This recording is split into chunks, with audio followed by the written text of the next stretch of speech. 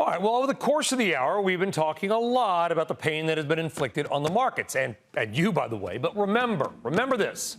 You want to buy low and hopefully sell high. So lower prices can be a good thing for longer-term investors. You want to buy at a discount. So we want to know, what is on our traders' watch list at the right price? And that's key, the right price.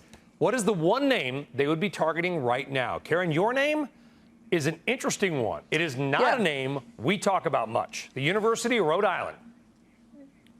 Yeah, that's it. That is the name. Also known as United Rentals. I don't know if you can see that. So United Rentals, they reported earnings last week. Right, URI. They reported earnings last week, and their earnings were fantastic. I have never heard them so bullish, and I've been following the company for years. And this isn't the revenue stream here isn't one that turns on and off really quickly. It's not like sentiment changes so dramatically and the business dries up. It takes a lot longer to happen. Also, the other thing, this company actually is at the lowest debt to EBITDA ratio I've seen it in years. So I love that the balance sheet's in good shape. Trades at 10 times earnings. We haven't even yet seen the infrastructure bill, which is already happening in terms that it's getting paid for. The projects haven't happened yet. That's a 2023 issue. So there's a lot to love here, except for this market. And at 10 times earnings, I mean, they themselves bought back $262 million worth of stock at probably about $323 during the first quarter, even during Omicron. So this is a name that if I own no stocks and I just came into the market today, I would start here right at 300, or I don't know where it went out exactly, 301, 10 times earnings, great company, good balance sheet. All right. Love the space. They're the #1 player. URI. Karen, thank you. All right, Bonawyn, your watch list. You're on the clock. What are you watching? All right. Can you see that? Just do it, but at the right price. Nike.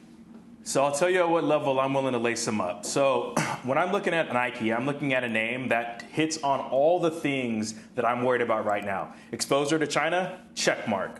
Multinational dollar exposure, check. Supply constraints, check. Consumer, check. So I'm looking at this. If it gets to like a 23 times this, which would be a significant discount for PE, that brings you back to that pre-pandemic level around $97.5, $98, $99. And I think I'd be backing up the truck around then. That reads through to all the things that make me have sleepless nights worried about this market. Bonawyn, choosing Nike. Thank you. All right, Tim, you're up. Your watch list pick is? Yes. I like what he did there. My watch list pick is Apple at 125 there, Brian. And again, Apple is my call. That's a market proxy as much as anything.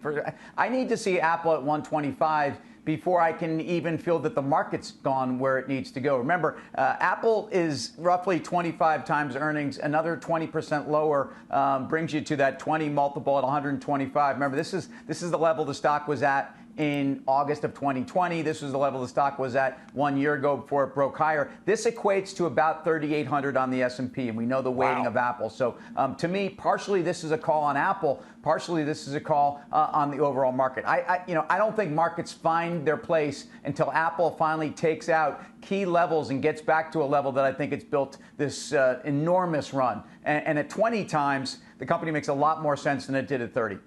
You're calling for a $31 drop in the price of Apple after already being routed, Tim Apple. Yeah, well, guess what? Look at what other mega cap tech stocks have done, and Apple is due to do the same thing. And this is a 1/3 retracement off of a massive rally. Remember, this was an $80 stock pre-COVID, and with a lot of good news. You can't tell me we haven't pulled forward enormous demand in terms of Apple products. I'm waiting for that. Remember, last earnings, we heard a little bit about the services demand fall. I need to hear about hardware, and we didn't hear a lot yet. It's been mostly a supply story with Apple. All right, Guy Adami, round us out on the watch list. Your name is? Real quickly, Microsoft 260, that would be the prior high back this time last year. Reasonable valuation. I'm not suggesting it gets there. I think Microsoft, the most important company on the planet. I think if, in fact, it does get there, you buy it with both hands, Brian.